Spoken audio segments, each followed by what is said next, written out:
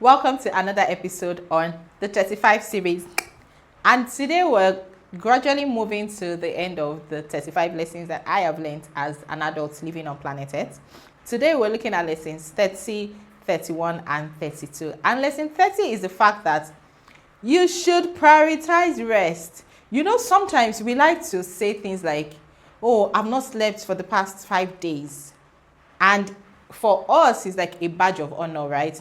I'm an event planner, and sometimes they're like, oh, because of the amount of events you're organizing or you're managing, because of the amount of events you're managing, you probably haven't slept 2 days. Sometimes you're doing decor or you're doing a technical run, and your eyes, you cannot literally blink, right? And sometimes you do that for 1 week, 2 weeks, and it's like, you know how this is, and sometimes we even put the face, this is the face of someone that has not slept in the past 72 hours. And sometimes for us, some of us, it's like a badge of honor, like you are doing great, you are busy.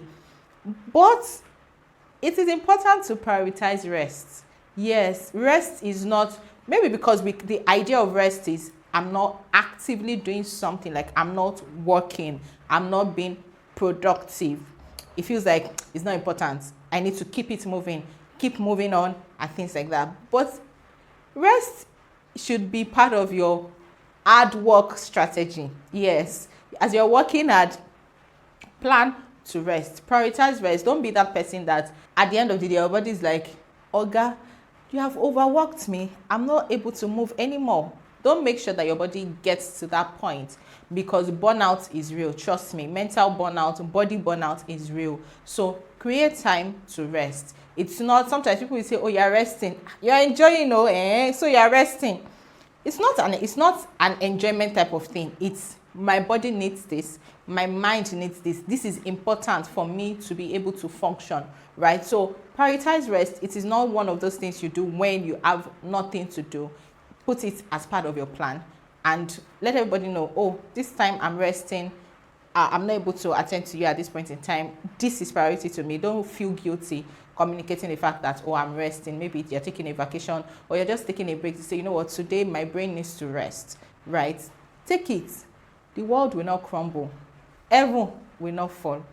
You understand? Because sometimes we think about, oh, this needs my attention, this needs my attention, this needs my attention.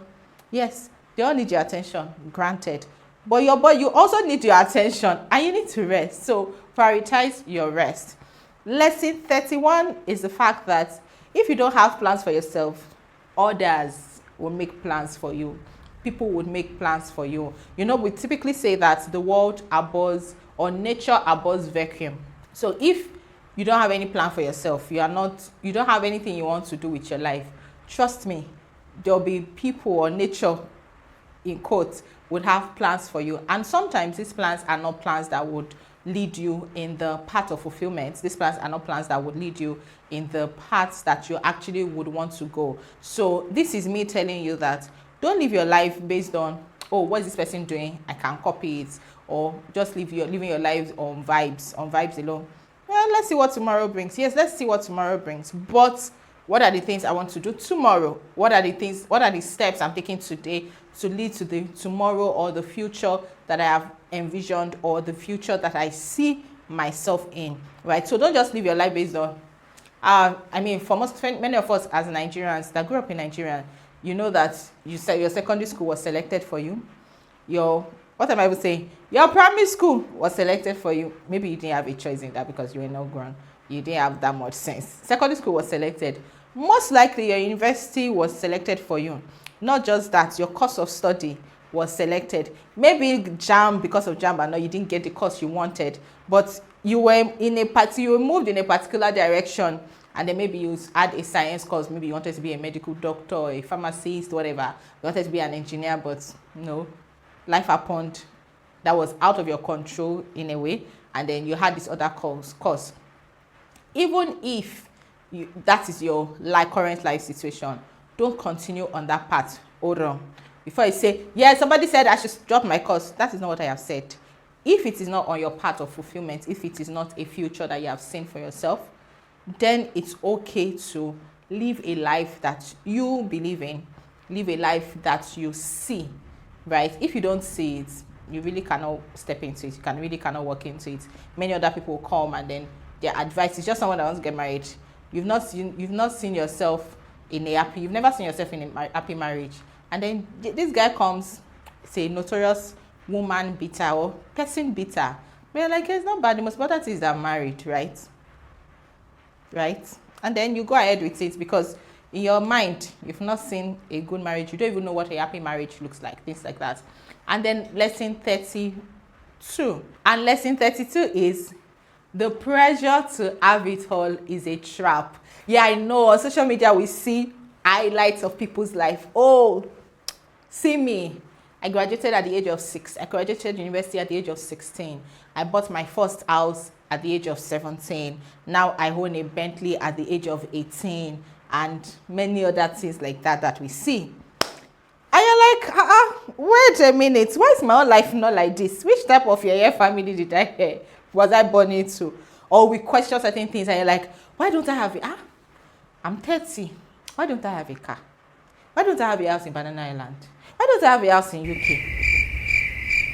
Why am I even living in a rented apartment? I am 40. Why am I living in a rented apartment? And that pressure, we put ourselves on undue pressure. Say, I must have it all. Not just I must have it all. I must show people that I have it all. I have the best husband. I have the best wife. My children are the most well-behaved. My finances are on point. You can't compete. In fact, I can buy Google. Or I can buy LinkedIn if I want to. I can buy YouTube if I want to, right? And you have all this pressure that you've put yourself on, but it's a trap. I don't believe that, and I'm saying this cautiously, I don't believe that you can have it all in the sense that you have a perfect life. You can't. Because first, what's the definition of perfect? What's the definition of having it all? We need to start from that. What's the definition of having it all? Then we can now begin to answer the question, or is it possible that a person would have it all or not? Because life is a journey. Life, we never get to a destination that we'll never eventually get to, in the sense that, oh, this is the peak of my life. If, for example, you want to be the number one person in the whole world, say you want to be the president of America. Yeah, so when you get to be the president of America, do you say, oh, I fulfilled my life's mission? What then happens after that? Do I die, or do I complete my tenure? Like, there are many questions to be asked. So don't put yourself under undue pressure to want to have it all, and especially to want to seem like I have it all. I'm living the dream life. What is the dream life? Food for thought. So thank you for watching. Do like, subscribe if you haven't, and I'll see you in another episode.